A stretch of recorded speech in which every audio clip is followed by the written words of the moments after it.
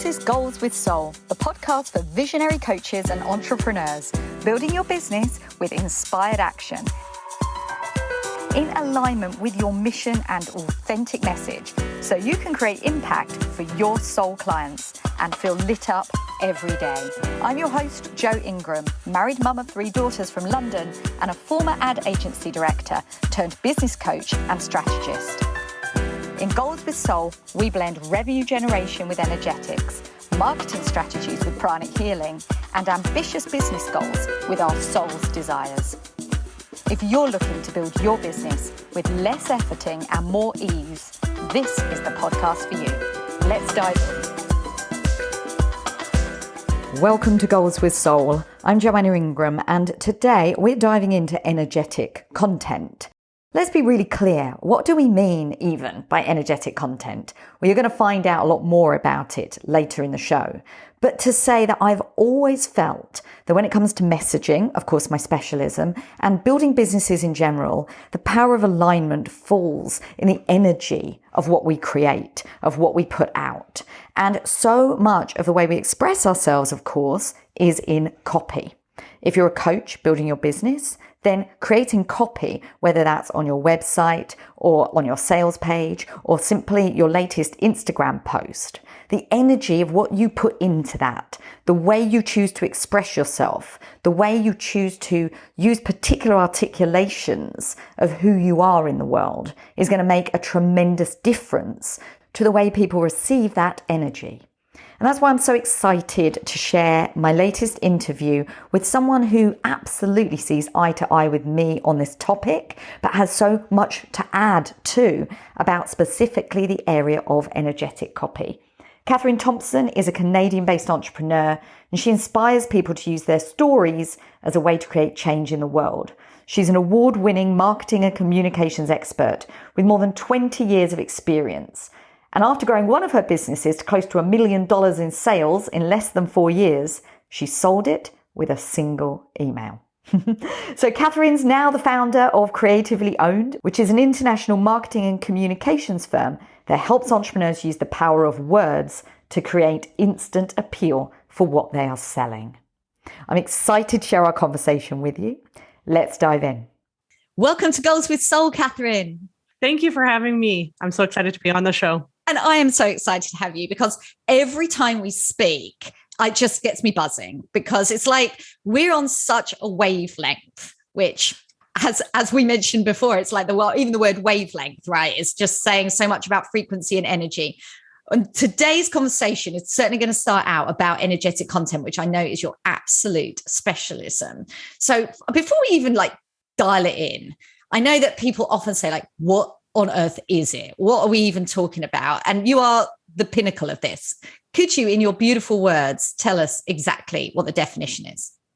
Yeah. So the way that I look at energetic content, I look at it in sort of 3 pillars, basically. Nonverbal, your verbal language, and your the strategy in which you're employing, the way in which you're going to communicate. Those are the 3 pillars I sort of encompass when I think about energetic content. And essentially it is all of those tied together in alignment. And when you're putting something out, it's either repelling the people in your industry or it's magnetizing them towards you. I love how you dived into that because I work with magnetic content myself. I'm really into it. It's a pinnacle of one of the programs that I do. But my definition of it is very much from the place of being someone that works and has worked with energy and breath work and creating that resonance. And I'm 100% behind that. But where you separate yourself from the majority is actually having this formula, these 3 areas that you just mentioned. And I know that it's what do you mean? It's actually got a kind of basis behind it that has actual actionable things that we can think about and do, and not just writing content, right? It's write content, right? No, it's more than that. And I know as a copywriter, writing content is the forefront of so much that you do. But the way that you break that down, would you be kind enough to literally take us through each one? Yeah, absolutely. So I'm going to start with the nonverbal because that's the one that most people, most coaches, consultants, business owners kind of overlook or don't necessarily consider. Lots of marketing and salespeople don't really talk about it.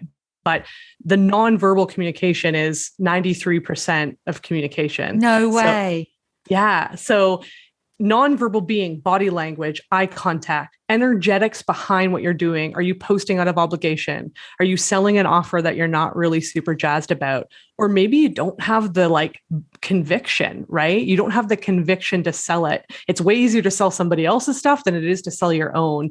And this is so common with personal brands because it's our heart and soul that we put into it. And so if people don't resonate with it, or they don't buy into it, or they don't engage in our content the way that we thought they were going to, we take it very personally. And so that conviction can start to go away. And so the nonverbal speaks way louder than your words or the strategy ever will. And so it, for me, is the biggest piece of the puzzle when it comes to connecting with your audience. That's where the connection really happens. And it's, like I said, it's more than just the energetics. It's like the body language, the eye contact, the tone of voice, the nuances. If you're not speaking your truth, if you're not speaking what's being put on your heart, and you're just, let's say, selling something you're really good at, your audience is going to feel that in the vibration that's coming out. It's not maybe going to feel as authentic to your audience, the person receiving it. And this is where we tie in the words. So words create a biochemical response in the body of the person receiving it. They also create a biochemical response in your own body. So if you're talking negatively to yourself, you're also creating that biochemical response within you. But for this perspective, I want to just talk about the person receiving the message, right? So for example, if you're selling an offer you're not really jazzed about, or you don't really believe in, or you're like, I can create results for my clients, but I'm not really creating results for myself right now. So that feels inauthentic. The way in which you use the language and the way in which you speak is going to land in the body of somebody else, and they're going to feel it. And then the strategy you choose, which is another one I think doesn't get synced up or linked up, is using strategies we think we have to use, whether that be launching, whether that be showing up on social media. And anytime I say the social media one, people's brains go, what? I don't have to be on social. For some people, social media isn't an aligned strategy for their unique energetic expression, but they do it because it's like we get this tunnel vision, like, oh, I have to be on social and I have to be visible. There's a lot of different strategies that you can employ that are more of a natural expression of who you are. So it's linking all, that's kind of like a high level view, breaking it out a little bit. And you probably have some questions for me about it. The word piece too, I just want to preface, is that words in traditional marketing have been, taught at what I call a low vibrational perspective. So on an energetic scale from 0 to 1,000, traditional mass media marketing is vibrating at about a 190 to a 200. And for a lot of soulful coaches or conscious leaders, using that type of language is going to attract that type of people. So low vibe, low energy, clients that might drain you, those sorts of things. So using your words, they also carry an energetic vibration. So I had about 20 questions already. Yeah. Now it's like, oh my God, where do I go from here? Because you just landed boom, boom, boom. Yeah. so I'm going to go right back to the first one, because you talked about nonverbal, and I was buzzing when you're talking about this, because even though I had never considered it in those words, I totally understand what you're saying. I think about it in terms of quantum leaping. And when I've quantum leapt, and I'm not saying what this definition is for everybody, I'm talking specifically my own interpretation of what it's meant in my world and in my business, is literally when I felt like, oh, everything's going wrong. It's not right. It's not right.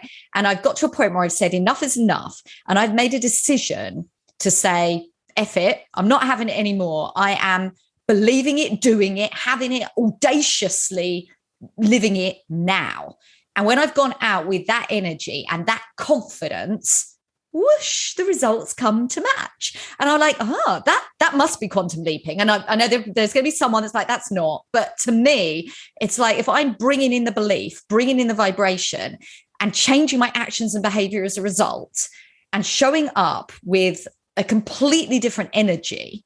Right now I'm like waving my hands around and nodding my head up and down, and Kathryn's mirroring me on the Zoom call. It's like you bring that kind of energy, the resonance just matches it. Is that what you see as the nonverbal thing as well? 100%. So, and similar to you, anytime I've experienced quantum leaps or big leaps in business, let's just say, it's 100% that belief, that conviction that I 100% wholeheartedly believe in what I'm putting out there. And I stand in that. And that is reflected in body language. That's reflected in eye contact. That's reflected in tone of voice and what's coming out. And anytime that I've felt resistance, because I've equally felt that, and my clients, same sort of thing where you're like, oh, I'm not really certain about this offer anymore. Like say you've launched it 3 times and you're kind of bored with it, right? I go through that sometimes where I get this like sort of bored. I'm like, oh, it's not really fun anymore. I want to do something different, but I got to relaunch it because there's this rinse and repeat and stay consistent and all of the things. And I try to go to launch it or, force it. And it always falls flat every single time. And so, but yet we spend so much of our time trying to change the words, change the strategy, and we don't really think about that nonverbal piece and the impact that it's having, which is a big impact. I love this. And I know that there's a lot of the area that you teach in, and you and I overlap in some places and then have very different pieces as well, which is why I love this. It really stretches my mind about how to approach things. And what I'm thinking now is I was on a call with a client earlier today, and part of the messaging edge is about dialing in magnetic mission. And we're dialing mission in because, any brand has a mission. But for me, the mission isn't just a tick box, a checkbox thing where you go, oh, yes, here is my mission. My mission is to reach this number of people and whatever it might be. And by, 2025, that sounds kind of corporate to me.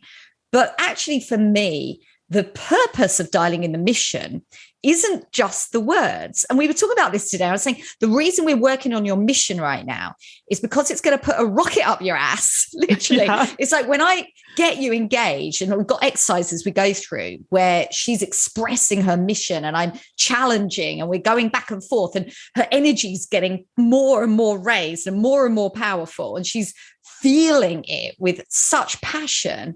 And it's like, that's your mission. It's not even just the words. It's this energy right now. Now you take that out into your content. It kind of doesn't matter what you say. Obviously you're going to say stuff about it, but the words are going to come. We're not all copywriters, which is why we need experts like you for that element. We're totally not. But at the same time, if you've got that energy flowing through you that's powered by a magnetic mission, that's it. That's what you need to deliver right now. 100%. And it's like, if you're not connected to the mission, and that's why I think a lot of times when we put them into these corporate words, like, I'm going to reach X people by X, whatever, you've got to ground that. You have to be connected to that mission. And that mission has to be bigger than you when it comes to that energy, that passion. And it's so funny because I often say passion can sell sometimes way better than the perfectly scripted sales copy and the perfectly executed strategy. Like if you don't have the passion behind it, the conviction, the confidence, all of that, again, the words and the strategy are going to fall flat. They're really just a small percentage of what people feel. And it is a feeling, right? And you can't fake feeling in words and strategy. You can't fake it. People will feel right through it. Amazing. I remember hearing somebody, a while back saying that when she wrote copy and she pressed send, she had this energetic visualization of like tendrils coming out of her fingers, going out into the world, connecting with people, really grounding in the fact that she was sending energetic signals, not just words. So 100%. It's like, wow, there's this energy, the field, and we're all connected, and we've jumped straight in with the woo-woo side of copy and energy, but that's the reality. And if we want to create that resonance, it happens by starting with energy. 100%. And it's interesting because when I have clients, submit copy to me in review. So in my group coaching program, Elevate, every week they can submit copy and I'll review it for them. And I can 99.9% of the time, 100% feel the state they were in when they wrote that copy. And usually when they're following like some script or some template or like, that trying to get it right when it comes to sales copy, it's like rigid, it's robotic. I'm just like, where were you when you wrote this versus like this story that you put together that's like, you can feel it, like you can feel the energy. And it was like, every single time my clients will often say, well, like I was just trying to get the template right to have the conversions. And that 100% dehumanizes the process, right? Whereas like the next piece of copy is like, well, I was writing that and I was telling a true story about my life or about a client's story. And I was just like, I felt I needed to share this with people because I knew it was going to impact. I'm like, that's going to convert way better than trying to like just be so scripted and templated and robotic, as I often say. And when you talked about words, right? Yeah. Words, the second thing. I loved how you said that actually the words that we say carry a resonance and carry a frequency. And I think I hadn't had that in front of mind for a while, this idea about negative self-talk and the words, just like when you put something out in the world, the energy stays. So when you say something about yourself, about your business, about any aspect of the things that you're doing that's negative, it leaves that kind of stain, that energetic stain. And we need to just be thinking in positive words. So how does that impact, or how do we action that specifically in the copywriting world? What does that mean for literally when we dial in copy that we want to convert and connect? Yeah. And so it's really does play into the type of clients you want to attract, right? If you're wanting to attract like an empowered buyer, speaking to them in what I say low vibrational language, so agitating pain points, heavily selling, for example, money in the business space is a really deeply conditioned word, and it carries a lot of conditioning. So in the online coaching space, I see this happen a lot, is like earn 10K months, how I, landed a 100K contract in 60 days. Money carries such a conditioned vibration, and it's typically from a place of lack and scarcity, not enoughness. Does that mean we have to avoid it? Does that mean we're not allowed to say, hey, hit your 10K months, or tell a story of how I made X by Y, or whatever it might be? Not at all. It's finding balance. So if you're heavily selling, make more money, make more money, make more money, make more money, you're going to attract a lot of very desperate clients.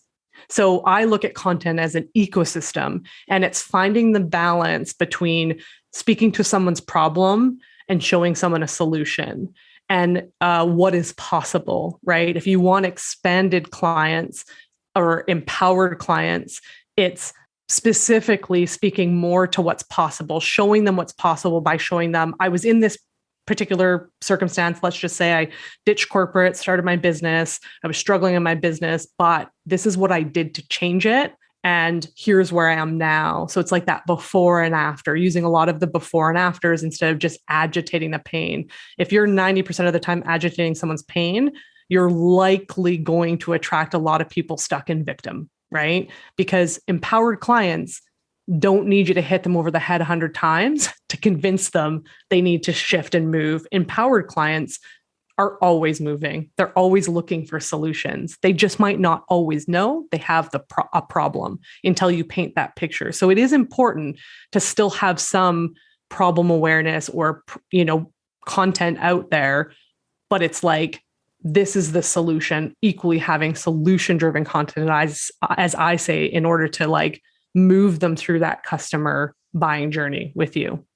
Oh, yeah, that makes so much sense. I've experienced exactly that in my own business. I went from agitating problems and working with unenergizing clients at the beginning to calling to their desires and painting a picture of what they really want to create that I can help them with. And that really shifted a lot in my business. I noticed that change. And I love the way that you've made it as such a clear conditional thing that people have to consider and make sure that they're doing, because too frequently we're ending up working with clients that de-energize us, which is now a big part of what I'm against, and I teach the opposite and how to move from that.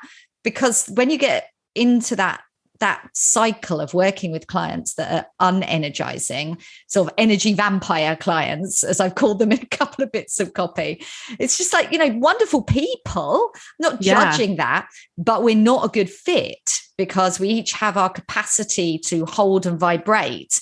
And clearly the vibrations are off because I come off completely drained and they come off emboldened by the interaction, but it won't take long after that for them to slip back into bad habits and for them to not have that prolonged transformation that they would wish. And I think that so many coaches fall into that.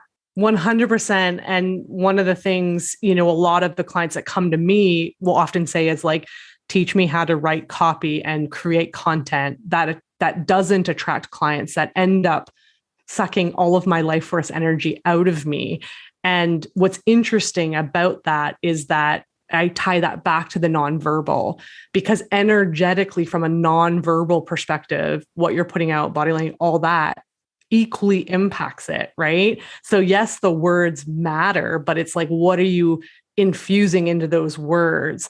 And if you're in the coaching space, consulting space, healer, whatever you do, if you have a very big energetic exchange, clients that drain you are going to be one of your biggest leaks in your business. We often, right? It's like sometimes we'll just take clients on because we need the money in the bank account or whatever. And in the long haul, that's going to be impact money coming into your business. That's going to impact other clients coming into your business, all of that. And so getting this right is so, so important so that one, you can just save yourself, but also serve from an overflowing cup, right? Which is what you want, and to be at your highest expression. I'm just thinking, Kathryn, I just love you so much. And I'm going to tell you why, many reasons, but particularly the reason that's coming right now is like, who would have thought copywriting was actually a window to the soul, right? It's literally like the way you write copy literally reveals how your boundaries are, where your scarcity is sitting, and actually, and going through this process allows you to say, well, hang on a minute, if I'm writing copy that's attracting energizing clients, which I'm always saying yes to, where's the disconnect here? And like you said, is it scarcity? Is it boundaries that I just can't say no because somebody wants to work with me? So I always just say yes.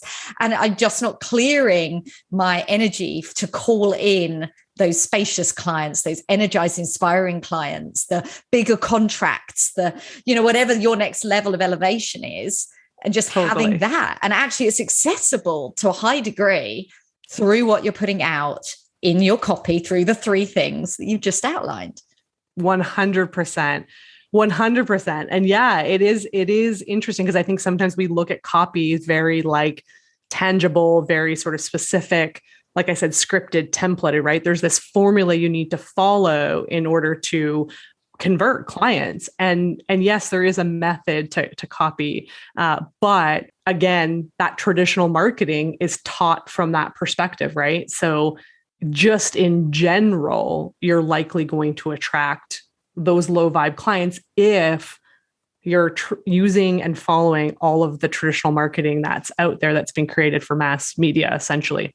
And now let's talk about traditional marketing. Now, both you and me come from advertising backgrounds, both come from that corporate, serving clients in a very corporate way and being in that environment. And I'm thinking so much about bro marketing, as we call it now. I mean, I never called it that then. It was, good, rigorous advertising strategies.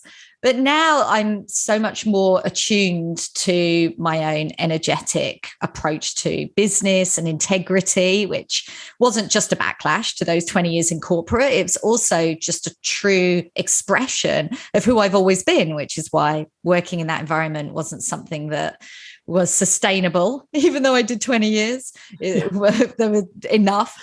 So I'm thinking about bro marketing, and you and I have chatted about this before, but the sorts of things that come through for me, and I know that you know even more, are the things like false scarcity, false urgency, lack of integrity about what's actually being said. take us through, because I know you've got a strong opinion about it, what the bro marketeers in our space, in our industry, are kind of peddling and why it's not the right route to go.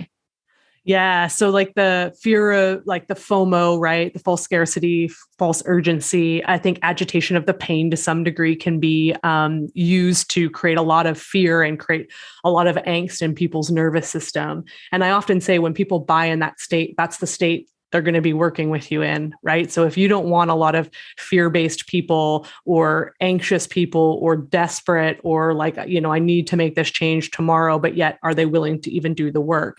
So, some of the other things that I often hear is FOMO is a big one, right? Is instilling fear or selling from a place of fear. But the other big one too is like, you need to have 1,000 people go through your funnel and it has to convert at 2%. And I've blown that out of the water like pretty much every time I've ever launched. I'll have like small launches in terms of people through, 30 people, and it turns out to be a 40K launch. And, traditionally in bro marketing, someone would say, well, you need way more people than that. It's like cast a wide net. It's focused on quantity, not quality. And what I feel like one that does is one, it impacts the type of people that you attract, whether they're in fear, angst, whatever. But I also feel like it dilutes people's brilliant work. And the people that I work with are soulpreneurs, right? They're putting their heart and soul into this. This is their life's work. And they're trying to fit themselves into this, like cast a wide net, get as many people in as possible, put your offer out, sell. And it dilutes what they do, whether it be medicine, whether it be healing, whether it be, channeled sessions with people, these very bespoke, cosmic, ethereal experiences that are now being like trying to fit in to get like conversions and very dehumanized, right? So that's some of the ways in which you'll see this in the online space, or creating a false deadline, right? Like having a door open and a door close, which I never understood when I came into the online marketing space. Like I came from corporate 15 years, and any businesses I helped never had a start and an end date, right? To get people like in to make a decision.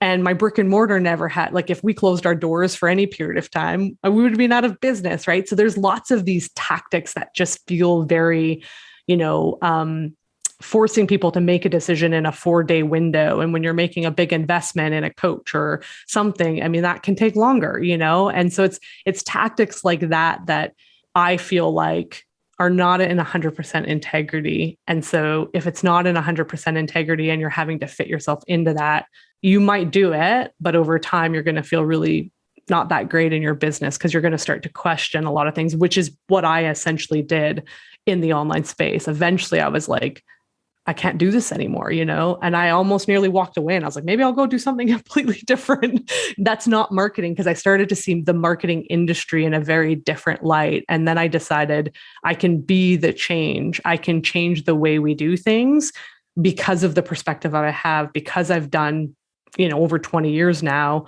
in this industry. I see where we were and I can see where we're going. And so that is the impact of this, I say, bro marketing on the work that a lot of people cherish, their souls work that they, that they're having to sort of dilute or cheapen because they have to buy into these gimmicks. And I'm here to say that you don't have to buy into the gimmicks. If anything, people are starting to become really savvy to them. Yeah, I think that's really, really true. When I came into the industry early 2020, the 5-day challenge was still ooh, wow, somebody's going to give me a challenge for free. And it was like amazing. And I don't think I even thought that I'd be sold to on it. I was so naive at the very beginning. That's in fact how I bought my first program, and then came in and learned a lot more. And the rest is nearly history. But it was how things keep changing and the strategies keep changing. And this idea that we have to, we must, we should do this strategy or that strategy. And I love the way that you spoke earlier to the point that a lot of people find social media really challenging. And I've had plenty of clients who've said the same to me. And in my capacity as coach, I don't just take it as read. I do challenge it, because I know when I came into the industry, I felt like I didn't want to either, but there were other things at play here. It wasn't just, I don't like social media. I actually rather do. there was just some issues with visibility and feeling good enough and knowing what my messaging was and doing all of these things to actually feel comfortable and confident that I wouldn't be judged, or that even if I was, I'm resilient enough, and all the feels basically. That is something that I do think needs to be spoken of before people say it's not for me. But even after those conversations, social media can be an incredibly emotionally draining place to be, and particularly if you are someone that works with energy, or you're an empath, or many other reasons too. I've got clients who, due to ADHD and other reasons, just it's a toxic place for them to be. It doesn't work with how they need to care for themselves in the highest possible way. So while there are certain things you can do, from scheduling to, you can find some ways to get involved. I'm really curious, because I know that a lot of your clients do lean that way, how you approach that, what suggestions and solutions you kind of lean towards. Yeah. I have a few clients right now at the moment who are empaths, extremely open energetically, really tuned in. And so social media, I know, was zapping their energy.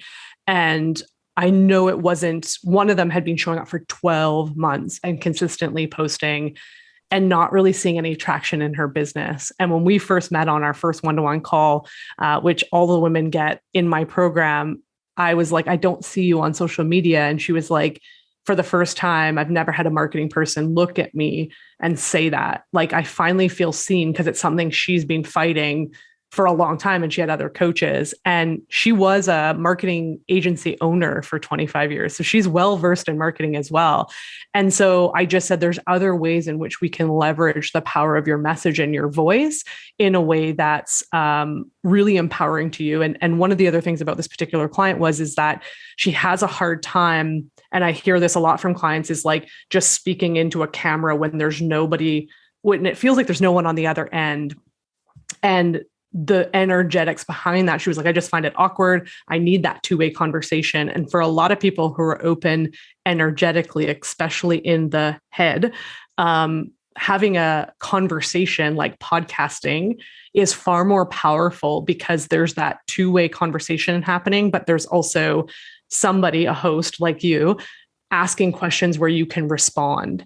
And it's a lot easier from a natural expression perspective. And so what I try to do is leverage their unique way of expressing and what they can, how they can do that in order to leverage the message. And then at some point, we'll potentially integrate social media as a visibility component, but it's after they're starting to attract clients consistently and making money. And then the second piece is I offer them to outsource it. So can you find a VA or somebody who can, repurpose content that you're creating and use it for social media so that you're actually not on it, which is another really great. And that's one of my other clients is doing at the moment. She loves actually going live and talking and that sort of thing in the moment. But in terms of engaging on social and different things like that, she's like, it was just draining me. So now we have a VA in place. So it's not like you maybe, if it's zapping you and you want to get support, that's one thing. But if it's not your natural expression, and podcasting or, doing workshops in people's communities, or maybe doing a live in-person event, speaking on stages. I mean, there's so many different ways to get writing a book, right? So she's also in the midst of writing a book. So I said, let's focus on you writing your book, getting you on podcasts and sharing your message that way. And also putting you in front of other people's communities to show what you can do, whether that be workshop style or whatnot. So there's just so many different things that you can do. And that's just predominantly online. Again, we sometimes forget of the offline world and what can be done there too, which I think is equally as powerful as well. So yeah. Really good insights. And so true that we can get so absorbed and wrapped up in what we're supposed to be doing on social media. Anyone that's existed for any length of time on Instagram will start to believe that growing your Instagram audience is the final frontier. It's all you have to do. If you could just grow your Instagram audience, then everything else will fall into place. I mean, I've taken Instagram courses too. I mean, there's an element of enjoying it, which is great. You know, find something you want to do and go ahead and learn it and deploy it and enjoy it. But the problem is when we get distracted by the sort of promise that this is the golden grail, the holy grail. This is what we're going to do, and this will solve all your problems, which I think to some degree is why I came to specialize in messaging, because I had come to a point where growing my audience wasn't creating the success I wanted. And I realized that actually what I was projecting, my own message, the way I showed up, yes, in my bio, in my posts, in all the things I was doing, wasn't bringing in the right clients. So I went back to basics, made a massive shift, drew on my advertising experience, drew on my own experience in the industry, drew on my energetics, and found something that not just worked for me, but now I love to help others do. Yeah. And it makes me cross when I see the promotion of social media strategies as the solution for business. And I'm not saying it doesn't work for some, it absolutely does. But there's a lot of things, messaging being one, copy being another, energetics being another, that really are fundamentals. If you don't get them in place, you can, do anything you like on Instagram with regard to growing your audience or engaging and so on. And it's still going to be tough, right? Yeah. And it's probably another massive pain point for a lot of clients that come to me. Because like I said, they'll come and say, I've been doing this for 12 months and I'm not seeing any traction in my business. And literally when we shifted the strategy and the energy around what she was doing, she started to sign high ticket clients every single month now since March when she started working with me. And before that was like, it felt like she was talking to crickets and there was nobody there. And then all of a sudden you just shift that energy, number one, being right. Like it felt very as an obligation to show up on social. And like you said, it works for some people. I love Instagram and I've, attracted a lot of clients through Instagram. So just because it works for me though, doesn't mean it works for everybody else. And that's the beauty of the work that I love to do, is that it's like, let's create a strategy, marry that and match that with who you are, like at the core of who you are, like that natural expression, like what's on your heart. Let's not try to force yourself into speaking a certain way for business and a strategy just because that's what's sold, right? And you see this with a lot of, things that become popular like TikTok or Clubhouse. When Clubhouse came out, I had an Android and all my clients were like, I need to get on Clubhouse. And I'm like, why? And I was like, I can't even get on it because I have an Android. I don't have an Apple, so I can't get on. And then it's like, where is Clubhouse in the game now? Right. It's like, it's so funny how people just flooded that, thought that was going to be the ticket for them. And then now it's like, I mean, people still use it, but again, it's like all the strategies work. It's finding one that works for you. Yes. It's finding what works for you. And too frequently we do what we think we should rather than really what's naturally aligned with how we show up in our zone of genius, how we show up in our high energy state. And I was one of those people that jumped straight into Clubhouse. It was just pre-burnout for me around the time where I was running a membership and launching my third program. And I was on 5 social media platforms because I figured, why be on one when I could be on all of them? Doing it all myself, no VA support, leapt into Clubhouse and had some instant success because there was a really amazing way of, I won't go into too much detail, but I found a way of hosting a room and I was getting 60 or 80 people coming into my room and I was the only host and I was just answering their questions. And I was like, oh, wow, this is where I was at my highest energy. This was just incredible. It was so thrilling, exciting. I was adding value. People were loving it. They were queuing up to ask the questions. And by the way, every single time I hosted one of these rooms, I'd get 20 people follow me on Instagram within the hour. It was just like, oh, this is what it's like when everything works and everything flows. Yeah. And about 3 weeks later, they changed the way it worked And I couldn't get access to a room that created the publicity that allowed people to come. And instantly, overnight, it changed. And it was an interesting moment in time for me because, yes, I fell into burnout swiftly after because I was trying to do too many things, clearly. But it was an interesting thing where it's like, there are ways of doing what's in your zone of genius, but it isn't about that. It's that flare and then go. And that led me now, quite a while later, many months post burnout, into flow and feeling great about my work and my business, to now saying and actually realizing for a long while, I thrive in front of larger audiences. And yet, apart from what I just described, I haven't built any of that into how I go out and I talk to people. And my podcast is an amazing outlet. And I know your podcast is the same. We love it. Love being podcasters, love sharing in this way. But I love everything that you've just said, because my strategy has really shifted over the last few weeks and months into speaking in other people's groups, guesting on podcasts, and just be like, that's what I love to do. Why wasn't that more obvious to me? And I think that's the case for so many people trying to do it in a certain way when there are other ways that are just so much more joyful and fun for them. Yeah. And it's leveraging what you're naturally good at, right? So it's leveraging. So I have another client right now, and I teach copy and content creation within my program, but obviously teach strategy and everything like that, and finding a strategy that works for them. And, she came to me a couple months ago and was like, I find it way easier to just naturally get up and verbally speak versus like trying to figure out the perfect post and writing big, long emails and writing big, long social posts.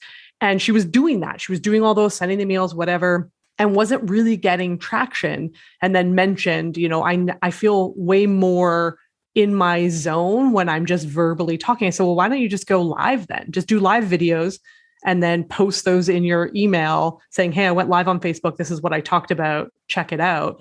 And she started to book clients. So it's like, it's that shift energetically because you're doing what you think you need to do in order to convert people. But when you're in your natural zone and your natural energy, whatever that is, that's the non-verbal coming out. It's going to come out. If you feel awkward writing emails, and I'm not saying you shouldn't write emails or write social content and stuff like that, but it's like you can do it in a very simplified way. Literally, she posts live with a call to action in the comments, and she's getting people booking calls and selling her offers, right? That it can be that simple, but we get pigeonholed or very sort of tunnel vision of like, this is the way to do it. And we sometimes, and I've done it too, and do it, right? Is we don't stop to tune in and go, is this how I would naturally express myself? And if not, then, ask yourself how you would, or what feels most natural to you, because your most natural expression is going to be the thing that draws your dream clients into your space. So much to think about. And what I love about this, when I say think about it, it's just thinking about ourselves, what we like doing, bringing our high energy. And this is why we're in this business in the first place. So the alignment's so strong. And I know you did mention earlier, and you're like, look, even though all these things are the most critical, there are, of course, elements about copywriting. So I'm just going to press you, because copywriting is something that really does frustrate so many. It's just something that's just like, oh, just give me something. I got it. I'm going to do the energy. I'm going to find my strategy. I'm going to be more careful with my words. What else can I do if once I've done all of that and I'm doing my best to just bring an element of copywriting in that converts? Because getting people to that point of purchase, or at least to come on a discovery call or to click the button and do the thing. What are some ways that, as an energy copy coach, someone that approaches it with integrity, what are the ways that we can do that? Yeah. So I think the first one is that, spending time actually listening to your audience, because ultimately getting in the head of your audience and trying to understand where they're at right now. And oftentimes where they're at is likely you've been through it to some degree. So it's taking your story, what you've been through, and how you've overcome whatever you've overcome, or how you've achieved what you've achieved, and integrating that into where your clients are on their journey, right? So where are they specifically right now? And where I think a lot of people sort of go sideways with writing copy is they think of it as like, I need to get everything in this post and just get it right to convert the person. Your content and your copy is an ecosystem. So take one idea, one thing where your clients are. And so, for example, let's say your clients have trouble with food and, they binge eat or something like that. And one of the issues is maybe childhood trauma that's caused it. You could tell one story about childhood trauma, but maybe another one is that, they have a hard time around holidays because everybody's drinking and eating and they just want to eat it all and then they go sideways. You could write something about that. So don't think of it as this, I got to get it all right in one post. Take one idea, connect with one person, one thing your audience said, and get specific about where they are. And that takes time. So if you're in the early stages of your business, this is going to take practice. It's going to take time, but don't give up on it, because it's when people don't see the conversions happening, they're like, I got to change this and I got to change this. And every time you change, you're also changing the messaging that's coming out and therefore changing the audience. So if you spent time building an audience around one thing and then you go and shift and change it, then you have to build up that momentum again. So, and it's from a structural perspective, having that like juicy headline that's going to capture their attention, because our attentions are so small. There's so much content being pushed out. So it's like, how can you say it in a different and unique way? And the best advice there is from your story, because your story is going to be unique. Or what unique perspective can you bring to it? So for example, I use traditional marketing and I talk about how traditional marketing speaks at a low vibrational language. I'm not just selling how to market, right? I'm looking at my industry and going, how can I improve it? How can I innovate it? And that's kind of where, from a copywriting perspective, to come from. And then obviously invoking emotion and feeling into what you're writing. So scripts and templates are great as a guiding principle, but don't get so rigid within that script and template. Infuse your story, infuse emotion. That's what's going to draw people in, is if you can create connection and emotion in their heart. And then obviously end it with a call to action. Ask them what you want them to do. Message you, like your stuff, email you, whatever it is, give them something to do, an action to take. And obviously do that with integrity. So not using something that's going to be clickbaity or anything like that. If you're asking them to take action on something, have integrity with what that action is and what you want them to do with that. Oh, thank you for that. Yeah, really, really important elements there. And I love how you said calls to action can be simply hit reply or just email me. And sometimes we, in our fear about making sure we're using all of our content to create conversions, just want to constantly say, book a call or buy my thing or whatever it is. And actually just having that relationship and being able to have the confidence to be like, hey, what's your thoughts? Hit reply. I want to know, and start some conversations can be equally as powerful. Thank you for sharing those.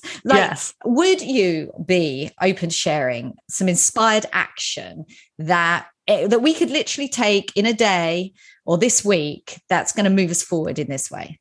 Yeah, I think I'll focus on the sort of the nonverbal piece of it, because I think that's a really big piece. I think if you're feeling any sort of resistance or you're wanting to take your business to the next level, but you're not really certain how, I'd love for you to get quiet. I'd love for you to take 15 minutes each day for 7 days and ask yourself the questions: where am I doing things in my business that out of obligation? Is it strategy? Is it the way I'm saying things? What am I doing in my business that is out of obligation? And the second question to that would be, what would I do if I could do anything? How would I market my business? How would I structure my offers? How would I get really curious? Because the contemplation piece of it is huge for that nonverbal, because like you said, we can just get going and on autopilot and not even really realize before we know it, you're like, I don't really feel good in my business. So just start to give yourself some time and ask yourself those questions. And the other thing is just know that whatever you feel like you want to do, whatever you feel like that natural expression is, or how you want to show up, even if you don't see anybody else doing it that way, doesn't mean you can't do it. Right. I think that's one thing holds people back, is like, well, I don't see anyone else doing it. So how do that can't be right, or I must be doing something wrong. You're doing nothing wrong. If you feel like it's your natural way of expressing yourself, but nobody else is doing it, does not make it wrong. But interestingly, it isn't always that no one else is doing it. It's just that we can't see them because they're not visible in the loud, shouty way that we think. And I've come across this quite a few times where you come across someone that you're like, oh, wow, this coach is amazing. I want to know more about them. They're really inspiring me. They must have like a lot of Instagram followers, right? And you go on over to Instagram and there's like 1,500 followers and you're like, what? This doesn't compute, because I've just been in this space with them over here. Perhaps they were a guest in a program that you're in, and you know that they're making a ton of money. You know they have very expensive offers. They have clients that love them. You just know it because there's all the reasons to know they're telling the truth about that. It's a fact. And yet you go over and you're like, I don't get it. There's no one here. Yeah. And they're barely posting. And I've heard them say, oh, I don't do much in social media. You just think, well, how? And of course, it's the fact they're showing up in these groups and they have networks and they have different ways of providing value that calls in their dream clients. And we've all come across these people. And I think it's time to go, there are different ways of doing this. And I might not see them doing it, but it's time. I love this invitation. So what did you say? 7 days of 15 7 minutes? days of getting quiet. Yeah. Just give yourself. And I mean, honestly, I would probably integrate that into my practice, which I have now done. It wasn't something I used to do. I never used to give myself the space or time. Meditation now is like the greatest thing I've ever done for my business, and just getting quiet and sitting with things, right? Like making, however you make decisions, right? Don't feel like you need to make a decision on the spot. If that's not how you're designed to make decisions, you get to think about things. You can process things. Like on the grand scheme of things, I always say, like, what is 7 days or what is 2 days, right? Sometimes we make these decisions like, because we're like, oh, I'm going to miss out if I don't do this, or I've got to get this done or whatever. And it's like, if you're looking at the long game and you have that long vision in mind, 1 day, 2 days to take your time to make a decision or ask yourself questions, or 15 minutes every day is not going to be the end of the world. Not when it's this important, when it's about so much stuff. Thank you, Kathryn. I love that suggestion. And where can we find you online? Tell us what's going on. Yeah. So you can find me at Creatively Owned on Instagram is where I hang out most often. So if you want to connect there, drop into my DMs, follow me. I'm happy to answer any questions that you do have. And what's the name of your podcast? Be the Sought After Entrepreneur. I will vouch that is an awesome podcast because I have guested on it, but it's also, the guests there are on the money if you're interested in this area. So tune in there. And what's your website?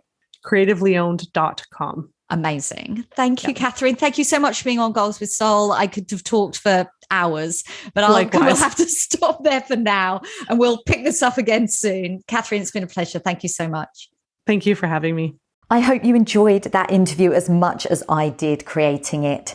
And it's struck me so much in my conversations with Kathryn here on this podcast, but also in our conversations that we have regularly. It's struck me so much that what we both do is help articulate the true brilliance that coaches have to bring in their business, and how I create that transformation at the beginning of the process when you're unhiding, when you're finding the clarity and courage to show up and find what's really on your heart and articulate it in your business.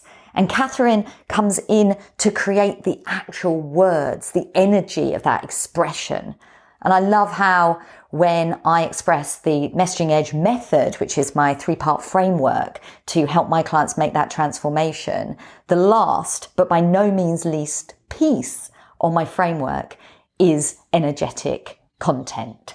It's the fact that once you've done the work and really understood what your true articulation of your brilliance is, the content is the natural next step. It flows out of you, either writing your own content, or if you're able and desire it, to work with a copywriter.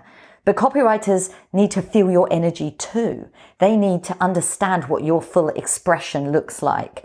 And I love how when I work with clients, we get to the point that that expression comes so naturally. It's a true elevation of their expression of themselves in their business. And of course, the next step naturally is to express that in your content, in how you show up, in your courage to be brave and show the world what your true and powerful mission is. If the messaging edge method calls to you, I would love to tell you more about that. Please do apply for a free messaging assessment. There's a few questions that I ask of you, and when I receive those answers, I will give you personal feedback to how your messaging can be up-leveled. So please visit the show notes for the link to get your free messaging assessment, and I will look forward to talking about your elevated messaging in the very near future. To your inspired action, have a great week. Take care. Bye now.